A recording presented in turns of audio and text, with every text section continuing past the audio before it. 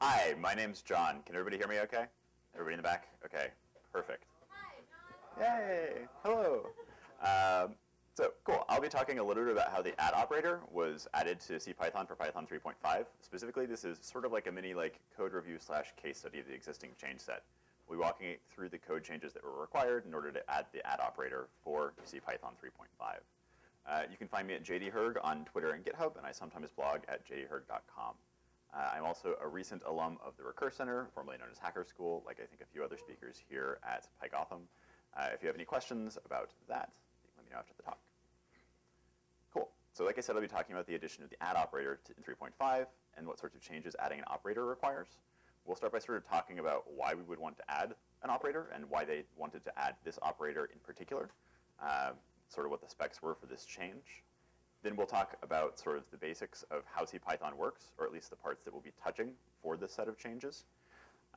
Walk through the changes that were actually made, and then cover a handful of wrap-up details. So first, let's start with what we're adding and why we're adding it. The at operator is an infix binary operator. It's a lot like current star multiplication, which I imagine you're all pretty familiar with. It has an in-place operator for augmented assignment, so doing like at equals in the same sense that you can do star equals, and all of the expected dunder methods. The biggest difference between the at operator spec and the spec for a lot of these other arithmetic operators is that the add operator isn't defined on any of the standard types. The intent is that sort of the scientific and academic communities will use it to define matrix multiplication on their own classes and objects, but matrix multiplication doesn't make a lot of sense for things like lists and ints and things like that, and so it's not defined on any of the current Python standard types. Cool. Like I said before, the add operator is sort of the same shape as normal multiplication. It has the same precedence. You can use it in all of these same sorts of situations.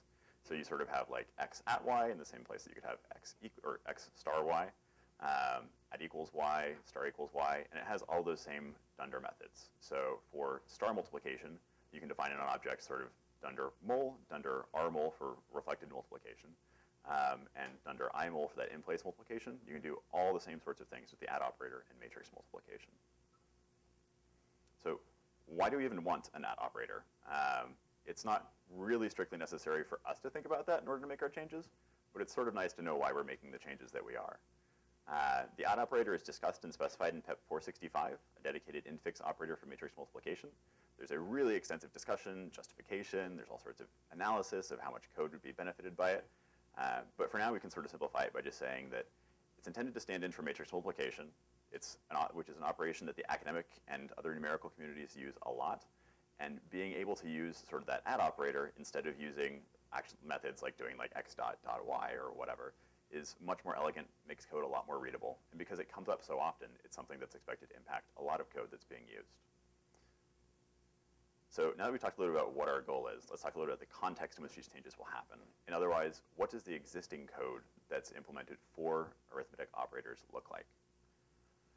So I'll be reviewing the bits of the CPython process that we'll be touching on two parts. First, we'll sort of talk about the path that source code takes going from source to executed bytecode. And then I'll talk a little about the Python type object, which is used to store information about types in the CPython implementation. OK, from source to execution. The boundaries are a little bit fuzzy, but I split the process into 4 parts. The first is lexing and parsing, where we go from source through tokens to a concrete syntax tree or parse tree. The second is abstract syntax tree generation, where we go from that concrete syntax tree to an abstract syntax tree. The third is compilation, going from the abstract syntax tree to bytecode. And the fourth is interpretation, where we actually execute that bytecode. So we'll start with the source. Our new operator is going to be used for matrix multiplication. So while we're talking about existing CPython code, let's start with the nearest existing thing, star multiplication. Here's sort of the most trivial expression you can have that involves multiplication. We'll walk through 1 times 2. So first, we'll go from that source to tokens to a concrete syntax tree. The first step is tokenization. The output that you can see here is actually from Python's standard tokenize library. It's included in the standard library so that you can evaluate how the tokenizer is interpreting your source, or is tokenizing your source code. You note that the output is in 3 columns. First, there's the position of the token all the way on the left. Then there's the token's type in the middle, and finally the token string on the right. So the tokens that we get for 1 times 2, there's a little bit more there than you might expect. There's an implicit encoding token, which you can see is at from positions 0 to 0 of UTF-8. Then we have each of our two numbers bracketing that center asterisk character. So our numbers are 1 and 2, and our asterisk is labeled as an op or operator token. It's followed up by an end marker, just noting that we're at the end of the input there. From those tokens, the parser generates a concrete syntax tree or parse tree.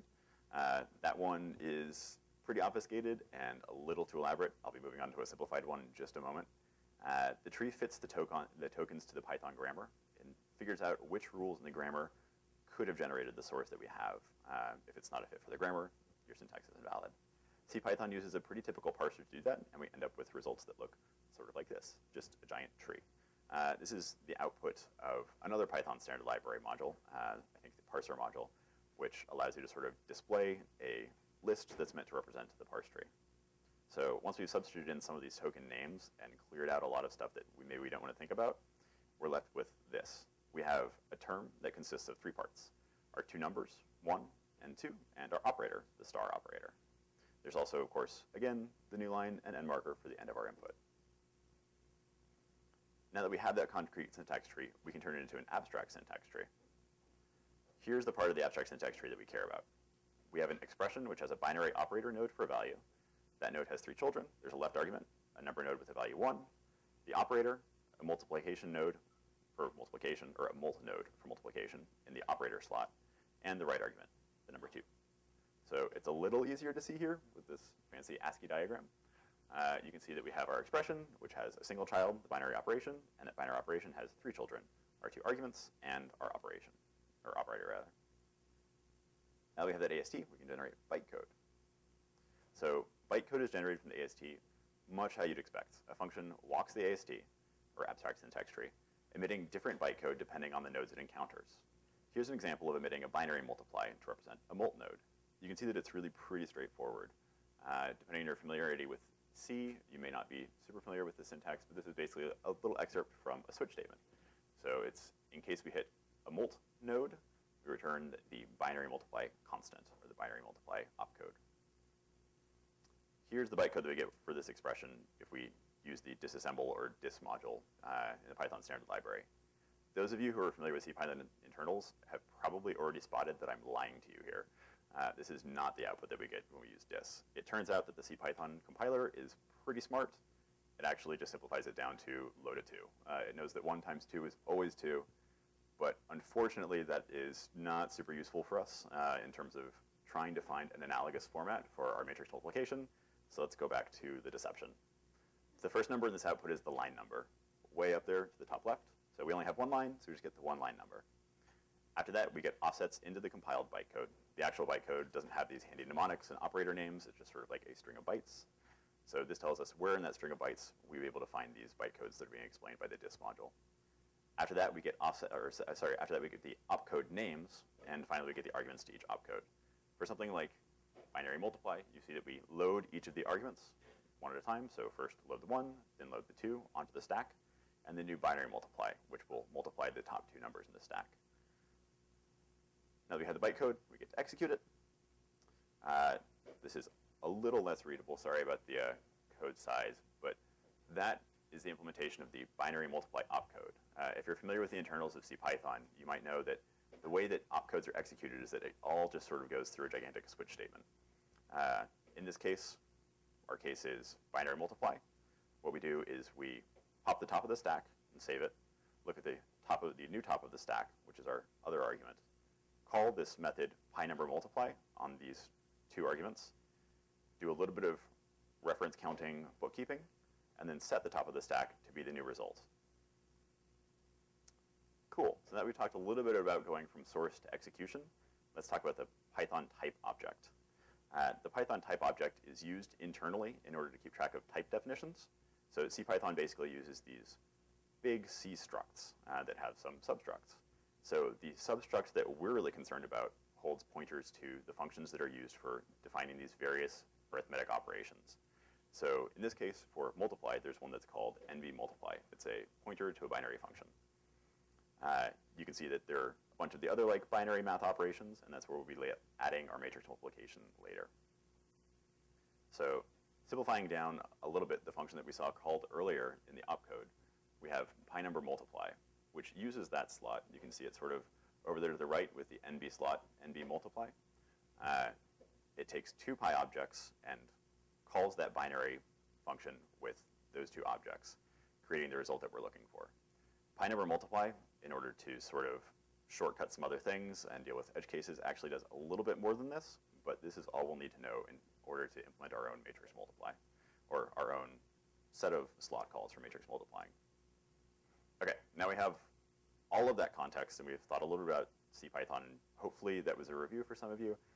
Hopefully for those of you who are new to CPython, that was a sort of useful introduction. I know that all this material is pretty dry though, and you're all sort of coming off of lunch, so even though we've only been going for about 10 minutes, I can see a little bit of drowsing. So let's take a minute and I'll stand up and stretch for a second. I know the technical stuff can be sort of hard to crunch right after eating all that food. So, okay. Yeah, that's what I'm shooting for. If nothing else, you got this opportunity. Cool. Let's consider the actual changes that are going to be made. First, a quick note. I'm hitting the highlights of these changes, but this is a change set that really exists. You can see all of the changes and all the discussion of the patch by looking up issue 21176 in the bug tracker. All these slides will be on later. You don't have to remember that constant. Like I said, it's all one change set, which is pretty great. It's just like one giant patch. The actual addition of the at matrix multiplication operator was done by CPython core developer Benjamin Peterson. So like I said, this session is just sort of like a code review of the work that he put into doing it. It's actually really impressive to look at the comments because it looks like he turned it around in like something like 6 hours. It's a huge change set once you include all of the tests and documentation and things like that. Okay, with that said, let's look at the actual changes. I'll be dividing those changes into 4 major categories. The first is updating the grammar, which includes creating a new token. Then adding a new abstract syntax tree node. And then updating the PyType object. Finally, we'll add the new opcodes and sort of implement them. First, we update the grammar. So here's what the grammar looks like. It's a little hard to read there, and for whatever reason, my speaker's notes are showing up there. We start by including our tokens in the appropriate rules in the grammar. It's hard to spot them, so you can see that, though, that there's sort of that equals symbol right in the middle of that augmented assign in the first set of changes. And then a little lower in between those two factors, you can see that at is now an operator that can appear between those two factors. So it's a pretty straightforward change there so far. Cool. After that, we look at adding the new tokens. There's sort of a gotcha here. At is already a token in Python, right? It's used for decorators. So we'll just be adding that at equal. We'll throw it in under the at token. So it comes in at 50 down there on the line. And you can see that we've had to sort of shift some things around. RO used to be 50, now it's 51, and so forth. So it looks like a lot more change than it actually is. We'll also have to update the tokenizer to recognize at equals as one of the possible 2-character tokens.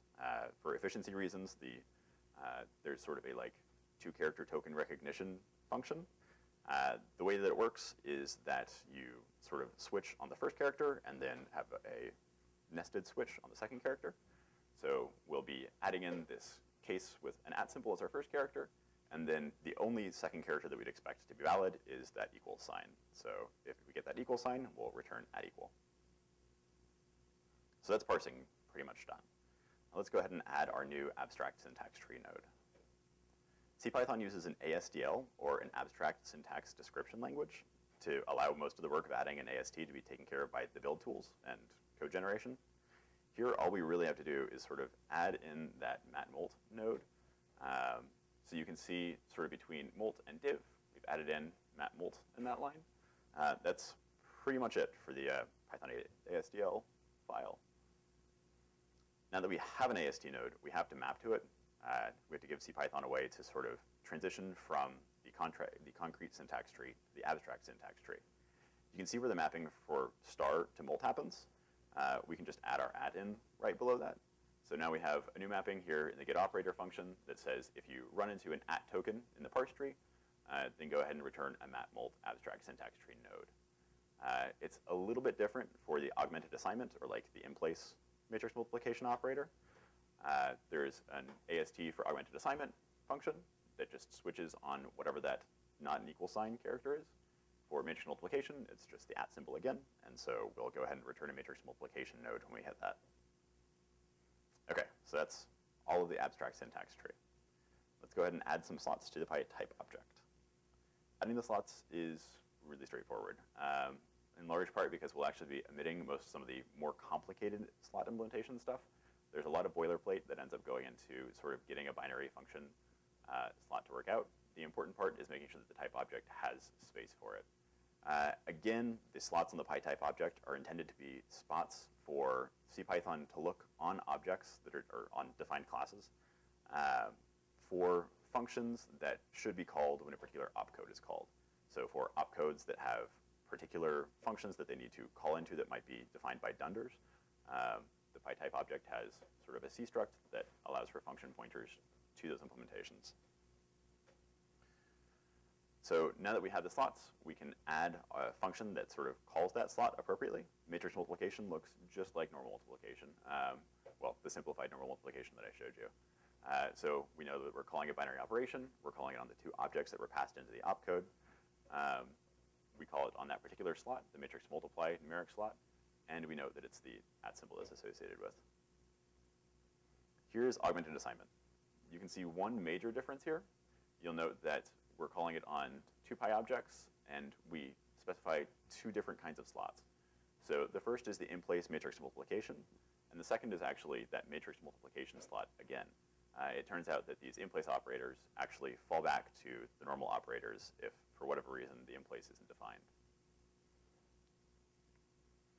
Finishing up the type object slot stuff is a little more complex, like I was saying, but we've pretty much hit the highlights, so we can afford to move on to the new opcodes.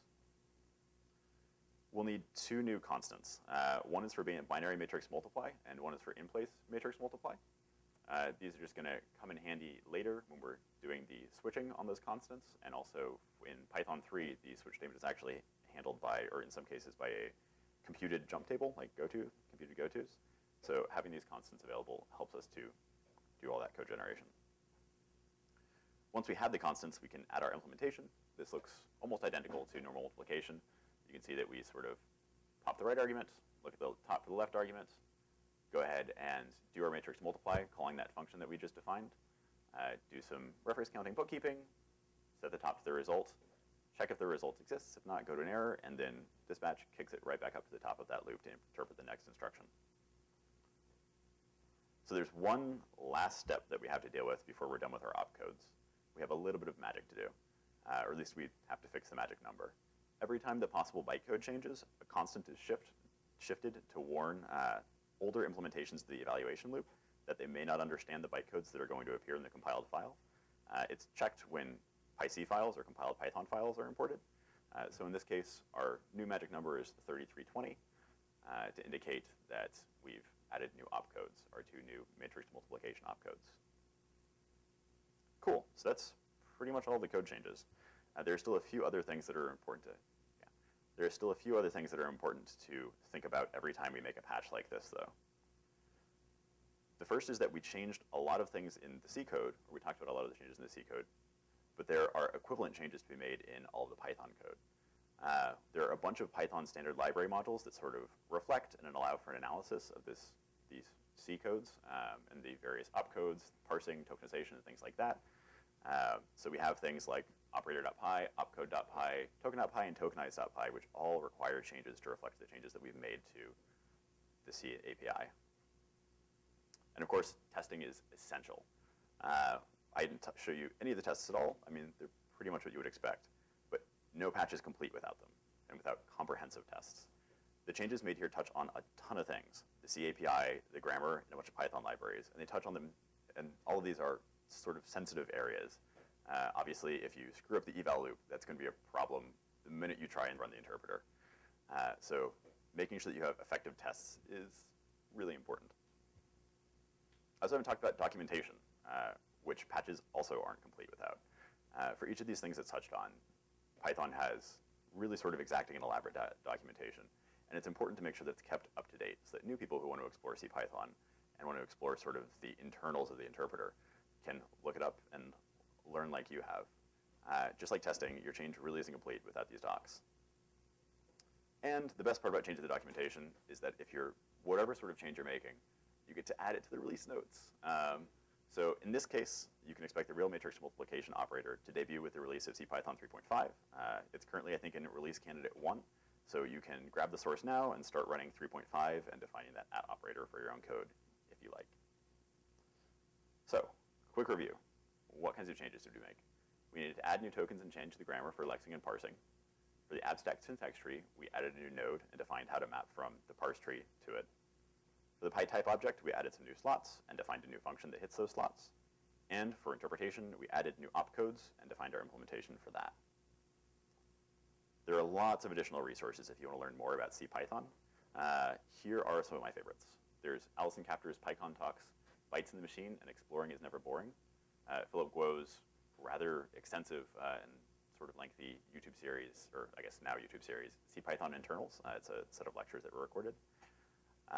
And a variety of tools that are already included with CPython. So you have the dis and tokenizer libraries that allow you to break down source code into tokens and then into disassembled bytecode.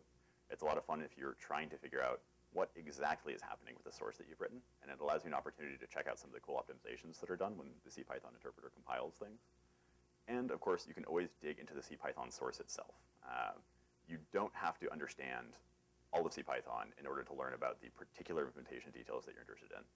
It's really easy to sort of hop in, especially if there's a particular issue or change set that highlights the things that you're interested in looking at, sort of like the one we have here.